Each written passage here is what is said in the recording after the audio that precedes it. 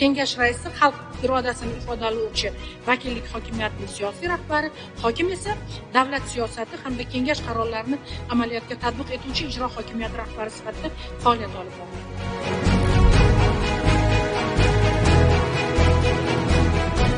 Davlat idoralarining 1000 dan ziyod davlat xizmatlari elektron hukumat platformasi orqali amalga oshirilayotgan bo'lsa, shundan 100 ga yaqin davlat xizmatlari aholiga 55 mingdan ziyod xodim tomonidan mahallani o'zida ko'rsatilmoqda. 2026-yil 1-apreldan boshlab mahalliy byudjetlarning ish haqi va unga tenglashtirilgan to'lovlar, oziq-ovqat mahsulotlari va dori-darmon vositalarini sotib olish xarajatlari doirasida byudjetdan ajratilgan mablag'larni ko'paytirish yoki kamaytirishni nazarda tutuvchi o'zgarishlarni Iqtisodiyot va moliya vazirligi bilan kelish amaliyoti bekor qilindi.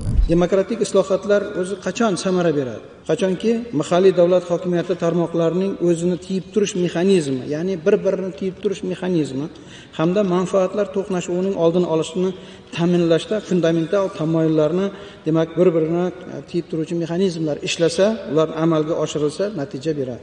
Mahalliy kengashlar faoliyatini turli sohalardagi noaniqliklarni keltirib chiqarmaslik uchun tartibga solishga qaratilgan 20 dan ziyod namunaviy hujjatlar ham tasdiqlandi.